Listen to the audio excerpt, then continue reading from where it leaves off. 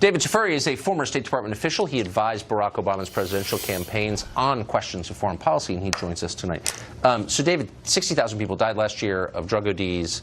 I think we're sort of beyond the point where we can pretend that there's not a massive, historic drug crisis going on in America, and yet the Obama administration, as that crisis was ramping up, in effect allowed tons of narcotics to come into the country knowingly. Jaw-dropping to me.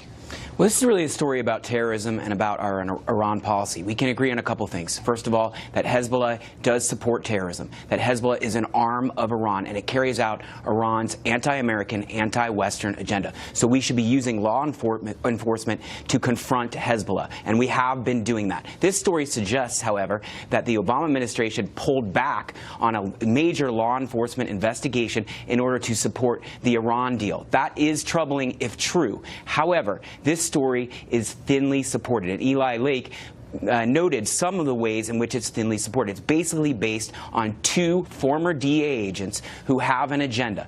I have a contact. He just left the Treasury Department last summer. He says that this is a disgusting hit job by a cabal of people with an agenda. Okay, so there are two sides to this story. Well, that's not a side, actually. That's an ad hominem attack on the reporting without offering countervailing evidence. Let me stipulate that all stories in Washington come with an agenda, explicit or not. So of course there are agendas. Well, this comes from But is he saying that it's untrue, that the Obama people knew that Hezbollah was partnering with the Mexican drug cartel to import cocaine by the ton into the United States and launder terror money? They did know that, correct? If you look at his tweets, he is saying it's not true. The interagency process, which involves the intelligence community, the State Department, Treasury, folks like him who were on the sanctions policy group, were monitoring this very closely, and they did not agree that the Obama administration suddenly changed its policy. Now, if the Obama administration did, that is problematic. But the problem is this 50-page plus story with lots of details is really just based on the testimony of just two people, and that's problematic. So it needs further investigation before you indict the entire Obama administration. I don't know that that's true, and I'm not indicting the entire Obama. The show is not long enough to do that, but I'd enjoy it.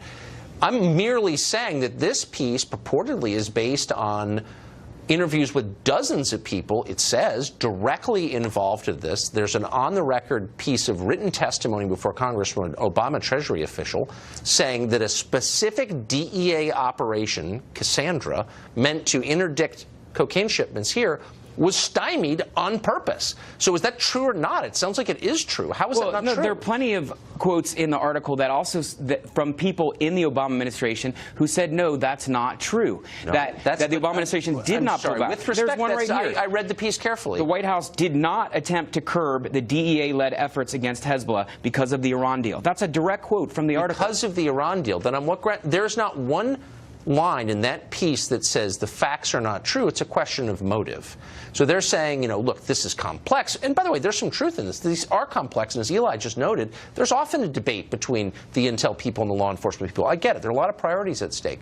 But in no part of that piece does it say that the administration didn't lean on DEA to stop being so aggressive with Hezbollah. No one denies that. Well, you highlighted an important thing, which is there were a lot of different objectives at work here. And there was another objective, which was to reach the Iran deal in order to curb Iran's effort to develop nuclear weapons. That was equally important. We should have been doing both, and I would hope that we were able to do both. This report suggests we weren't, but it is, again, based on just a couple of people's testimony. No, it's not, actually. It's based, again, on the testimony firsthand of dozens of people. But let's get to the point that Eli made, which is that Congress, which voted on this, had no idea this was going on. So how exactly does that work? Why should the democratically elected Congress of the United States, whose constitutional duty it is to approve or disapprove a deal like this, why shouldn't they have all the facts before doing that? Why do you lie to them? I don't understand. Well, Congress definitely should have had all of the facts. But Congress, there's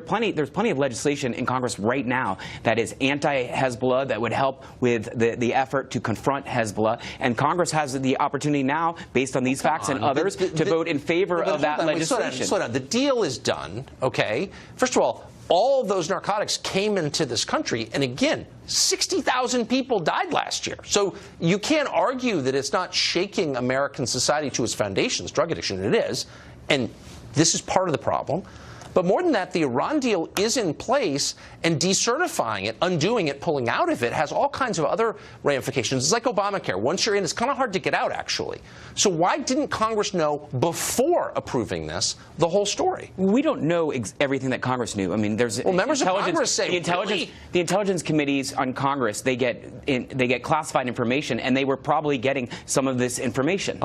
So Treasury called over and said, but just so you know, in order to kind of sweeten the deal, we're letting Hezbollah, which we've designated a terror organization, to partner with the Zetas in the Mexican civil drug war, import tons of cocaine into the country. Hope you're cool with that. Well, Tucker, you're also overlooking the fact that some of this was public knowledge. The people who were arrested, one of the people is a Hezbollah person who was arrested in Prague. That was public information. So there was some information that was publicly out there about this.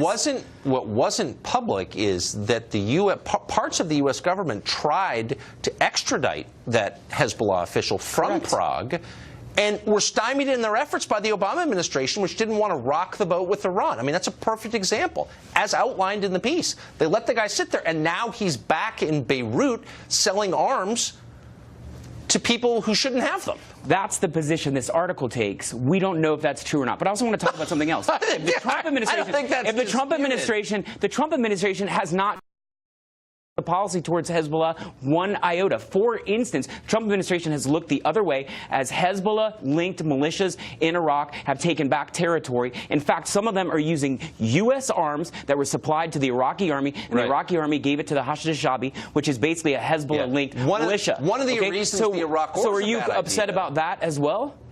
I think the Iraq war empowered Iran and Hezbollah, its client. Yes, I do. We agree about that. Right. But I guess the point I'm making is you can debate Hezbollah and their role on the world stage. What you can't debate, it's a bad idea to allow a terror group to import cocaine into your country. That's all I'm saying. We both agree on that. Okay.